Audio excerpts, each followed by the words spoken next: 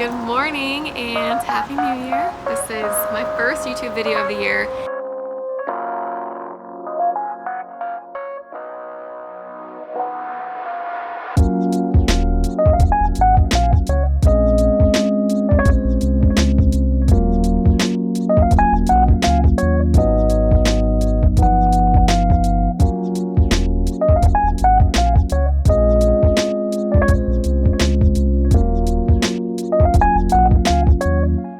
Good morning and Happy New Year. This is my first YouTube video of the year, and if you're here from Wellness Her Way, you know that we're gonna be hanging out on YouTube this year. I'm so excited, and I just wanted to kick the year off with kind of talking about or showing you all the habits that I feel like are kind of a no BS approach to feeling good and getting long-term results in 2026 and hopefully every year after that for you.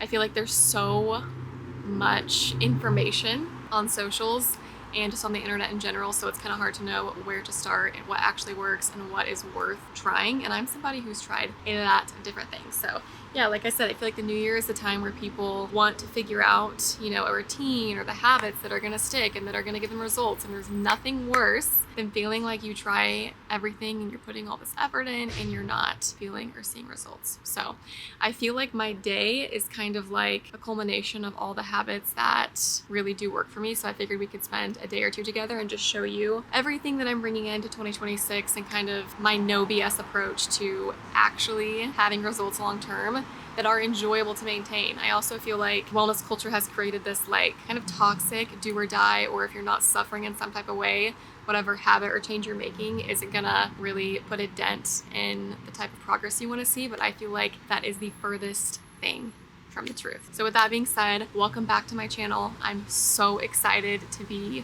sharing content here. We're gonna have workouts, PCOS chats, make our meals together in real time. And I'm such a visual person. Obviously, I love podcasting, and who knows, maybe we will pick that back up at some point. But I feel like when it comes to wellness, I really am such a visual person, and I'm just excited to do it all together. So let's get the morning started. As soon as I finish my oral care routine, I like to get dressed for my workout. So that part's done, and then have my tea and do all my supplements. This stuff is the best. It's honey, ginger, turmeric, citrus zest, and black pepper. I just put it with my tea.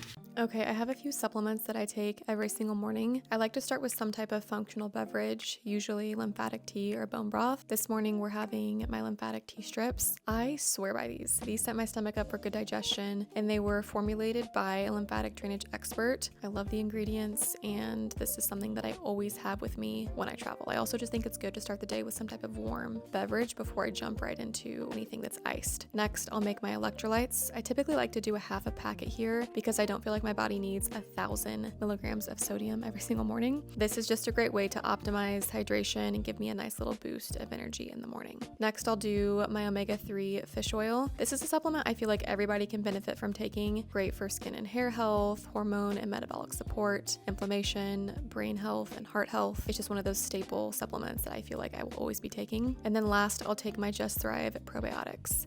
This is a spore-based probiotic, and there are so many different probiotics out there that are not effective. So I like that this one arrives 100% alive in my gut, and it has been the best one that I have tried so far. Morning routines truly bring me so much joy. But if you're wanting to have a no BS approach to your morning routine, I think the most important thing is to distinguish the difference between nice to haves and what's essential. So for example, I love my ice roller. I love the way it makes my face feel, but is it one of those things that transform my health? Absolutely not. My constants are always waking up and doing my oral care routine and then having something to kickstart digestion, taking my supplements, and having my electrolytes ready to go. So I kind of have a lot of morning beverages. I'll also do like a protein matcha, which we'll make here in a little bit, but we need to go out and get some sun and do some rebounding, and then we'll come back in and get the day started. And one of my other favorite parts of my morning routine is rebounding.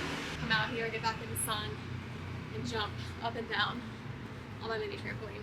And I feel like right now, vibration plates are so popular. And if you love your vibration plate, by all means, keep doing your thing. But what I will say is I like knowing that I'm getting those same benefits and also improving my cardiovascular health, because on a vibration plate, your just standing still and you're letting the plate kind of do all the work for you, why not get those similar benefits and improve your cardiovascular health? And I saw this study by NASA. This is so crazy. I can link it down below. And it was 10 minutes of rebounding, jumping up and down like this on a mini trampoline, gives you similar benefits to 30 minutes of jogging. Crazy. So I'm like, I will definitely take 10 minutes of this versus a 30-minute jog any day. But this is also like, how can you start the day off on a bad foot when you're jumping around on a trampoline? So it's one of those things that I feel like some people think is woo-woo, and is it a must? No, but has it helped me and like my stress and my nervous system, and it's a good way for me to start the day? Yes. So we're gonna finish our jumping and then get in our workout. One of my first orders of business in the morning is making sure that I'm front loading my protein. Now during my follicular phase, which is the phase that I'm in right now, sometimes I like to fast before my workouts or have something lighter, but still try to get in some protein. And the easiest way to do that lately, and the most delicious way, is with a strawberry protein matcha. So we're gonna make it together. This has 43 grams of protein. Insane. And it's not one of those drinks, you know, when you like see people making recipes or something and you're just like, was protein really necessary? Or you make a protein recipe at home and it's just missing the mark and it's not enjoyable. This is not that way. This actually makes the protein that I use, makes the strawberry matcha taste even better. And it's an amazing consistency. So that is what we're gonna make. I've got my matcha frothed up. I don't use a fancy matcha. I just got mine from Sprouts. Frothed it up. I muddled some strawberries with honey just on a chopping board, so nothing fancy. And then we'll make the rest of it. So I'm using Fairlife milk because this has 13 grams of protein per cup. I know they have a different like filtration process, which is why their milk is more protein dense. Otherwise, I think most milk has, let me check my other milk and we'll see what the protein is for 1 cup. This is 8 grams of protein per cup versus 13. So it is more than double, which is, or no, bad at math. It's almost double, but yeah, I'm like, if I can get more in, then Fairlife is the way to go. Okay, milk and the strawberry milk Pro Mix protein. The reason I like this for this recipe is 1, because I feel like strawberry matcha goes well together. And 2, I literally just blend it up with a frother. I don't need a blender. I don't need to dirty anything else. It's just easy to mix with a frother. And the consistency is really light and fluffy. So the serving size is 2 scoops and there's 30 grams of protein plus our 13 grams in the milk. And then watch how easy this is to blend. This is what it looks like. Just froth it up. And it doesn't change the consistency of the milk. Like, I just feel like this would be so unbearable to drink if it was thick and claggy and I don't know. It's not it, you know? I would rather enjoy my morning matcha than force myself to drink something that I don't like. But this actually makes it taste better. So I'm like, why not get in over 40 grams of protein and enjoy my matcha at the same time? Boom. Okay. That is all mixed up. We'll add our ice, handful of ice. Pour in the matcha. This is always the most satisfying part. I feel like I need to sip it and then, oh my God, you guys, this gets me so hyped. There's nothing better than this drink. Like, I want you all to have a sip. It's so freaking good. Okay, let me clean up this mess. I do like a little bit of texture in my drinks. Like, there's this matcha that I used to get down the street and I love a little texture. So I'm adding the muddled strawberries just in so that I can get some of the pieces through my straw just on top like that. We'll give it a mix. I'm truly speechless. This is hands down one of my favorite morning beverages. And like I said, it's just so easy to front load your protein. So we've got our matcha. We're gonna go in the sun and then get in our workout. We're gonna do a lower body workout today. And I mentioned this in one of my recent videos, but lately I've been focusing more on progressive overload. And this just means making sure that I'm increasing weight instead of picking up the same 5 or 10 pound dumbbells every single time I do an exercise. And I feel like my fitness journey has went through so many different phases, especially since I was diagnosed with PCOS. We're just gonna have a chat for a second. I'm gonna like probably be very, very talkative on this channel because I feel like it's so hard for me to get my thoughts out, and I don't want to just show you the workout without explaining the evolution of why I'm doing something or the change that it's made to my body. So when I first started exercising with PCOS, I was worried about the weight gain. I had gained 30 pounds over the course of 3 months, and my natural instinct was like, oh my gosh, I need to burn more calories, I need to exercise more, I need to sweat more. And so I was doing a lot of HIIT exercises, sometimes 2 HIIT workouts a day. And at the time, there was just so much going on in my body hormonally that it wasn't helping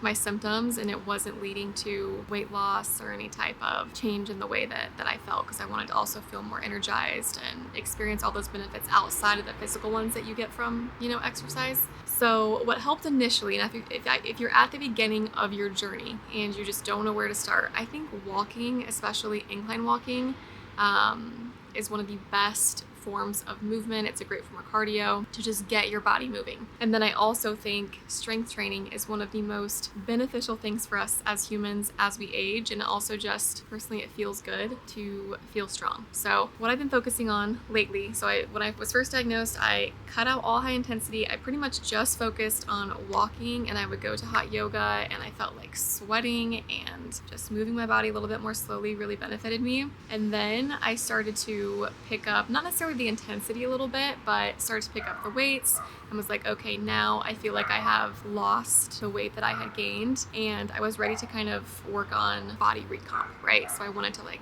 see my muscles, I wanted to see growth there and just work on body recomposition. And I think Pilates and all those classes are so great, but for me, the only form of exercise that really helped me see that change, where I could see my muscles and feel strong and feel energized, was through strength training. So lately, the change that I've made is not just picking up the same pair of weights, because I got to a point where I was like, okay, yeah, like I feel good. I feel like I've, put on a little bit of muscle, but I'm not really seeing that huge difference in my body recomp. So now I have a part on my notes app where I keep track of all my weights, and I recommend all of you doing this as well. It's actually so helpful so that you're not just guessing what pair of weights you should pick up. Obviously, if you're just starting, you want to make sure that you're comfortable and getting down the form. Like, I think that's really important, but when you get into a flow, you have to keep track of your weights so that you are increasing over time, because you want to make sure you're putting those muscles under tension and everything's slow and controlled, and you're increasing weight to see the difference in your body. So in my notes app, okay, so I just have weight like this, and then I have the movement and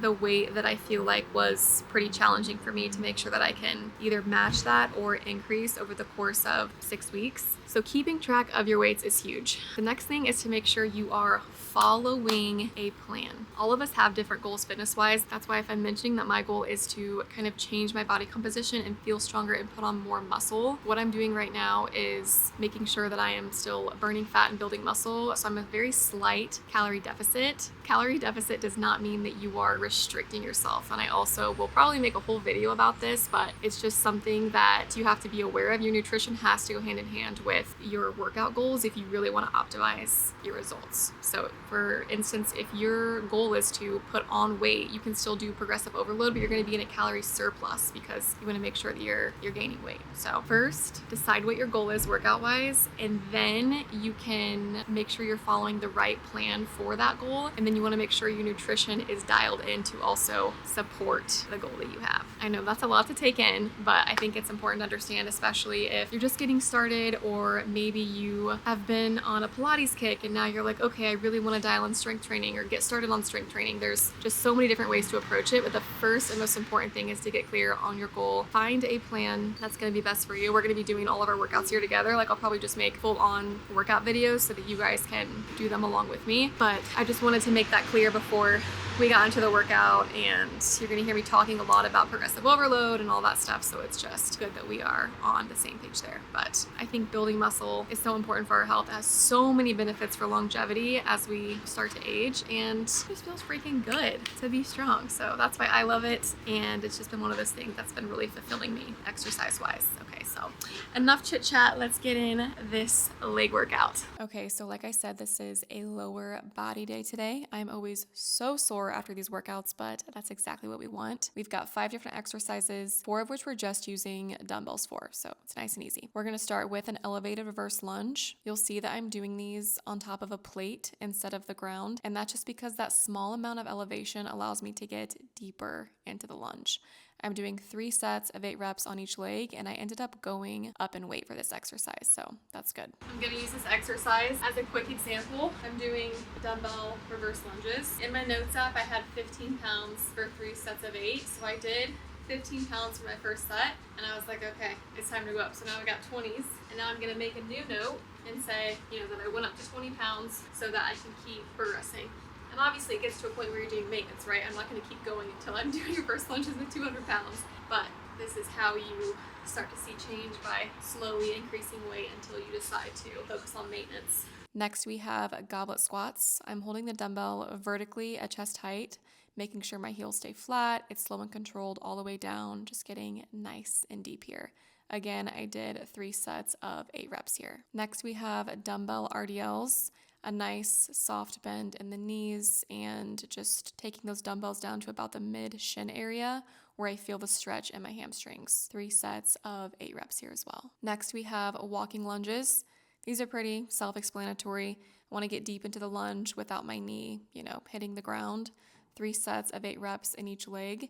And if you're feeling comfortable at your weight and you want to go up, what I'll usually do, and this can be with any exercise that you're doing, I'll do a 4th set and I'll just do as many reps as possible at that higher weight, even if it's just 4 reps. I'm gonna say, all you need is a pair of dumbbells off of Amazon. I have this rack that goes from 5 to 20, and then we also have some other dumbbells that are adjustable. The adjustable ones are a little bit more expensive, but if you want a place to start, I literally just ordered the other ones off of Amazon, and I use them every single day, so that's a great starting place. But one of the things I wanted to mention that I used to not do, that I definitely feel a difference in now, is that you should feel out of breath and almost exhausted after a set. And when I was using lighter weights, I would do a set, be like, okay, I'm good to go. Why do people take breaks in between sets? And it's just because I was not pushing my body hard enough and lifting heavy enough weight. So that is why. I know that may seem like common sense for some of you, but again, I'm still pretty new to this progressive overload process, but I have already seen a difference just in my muscle definition. So I'm gonna be learning with you. I just wanna share with you in real time what's working, what's not working. And again, because this video is all about habits that work and habits that are here to stay, this is one of them. So we've got the dumbbell portion done. We're gonna go downstairs. And then we're finishing up the workout with leg press on the leg press machine. And that is our lower body workout done for the day. Finished my workout and had a late breakfast, and now we're going to get in the sauna. I just got in the steam room because the sauna wasn't hot enough yet, and I'm somebody that likes to get in there and start sweating right away. But this is one of those habits that I feel like is helpful for everybody if you want to work on improving your sleep. Initially, when you take a hot shower, a hot bath, or you get into a sauna, your body temperature is going to raise, but then it helps drop your body temperature before bed, which kind of signals to your brain that it's time to sleep. And then also just so many benefits to hopping in a sauna when it comes to cardiovascular health, and I just love the feeling of sweating.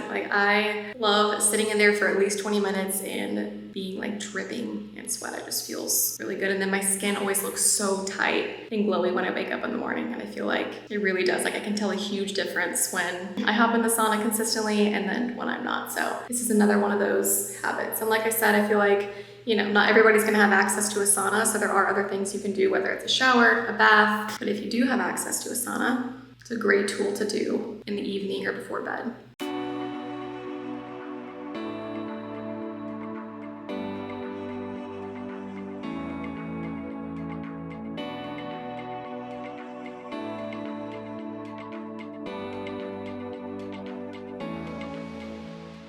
It's dinner time. Dinner's honestly my favorite. Don't get me wrong, I love a good breakfast, but I feel like I have some of my most satiating meals for dinner, so I always look forward to it. And when it comes to nutrition, the way I'm just going to continue to approach it this year and just what's given me the best results is making sure my meals are blood sugar balancing. Of course, not every single meal is going to be perfectly blood sugar balancing, but when I go to build a meal, I think about protein first. What do I want my protein source to be? So I've got some ground beef that I have seasoned with just Siete taco seasoning, and I have a little bit of cheese in there. And then for my fiber source, I've got some roasted sweet potatoes.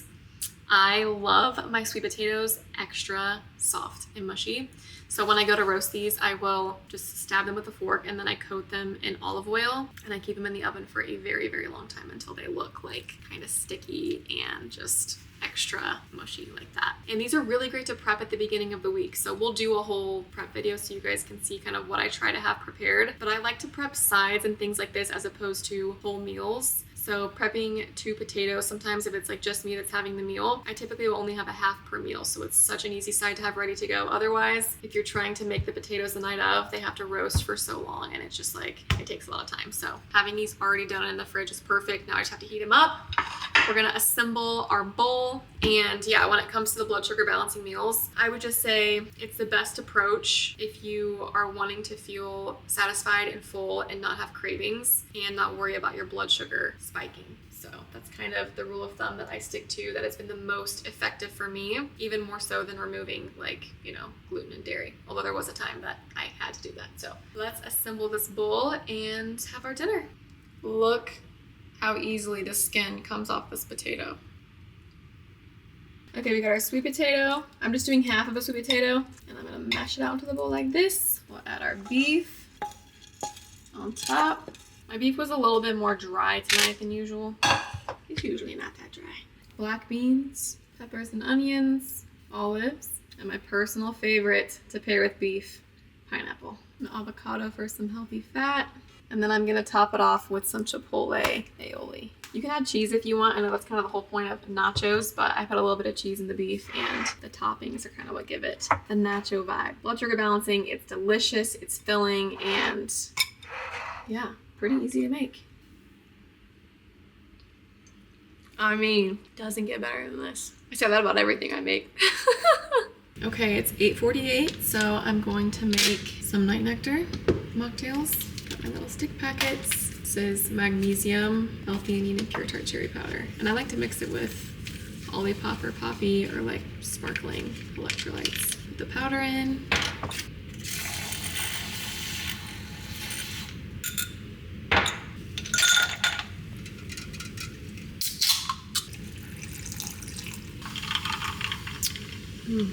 Okay, ladies, it is my favorite part of the day, which is getting ready for bed. I feel like we went over a few different habits. We did our workout together. We talked about nutrition. We did some morning routine habits together. But my last piece of no BS wellness advice, if you're wanting to just dial in your health this year, is that sleep has to be the foundation of health.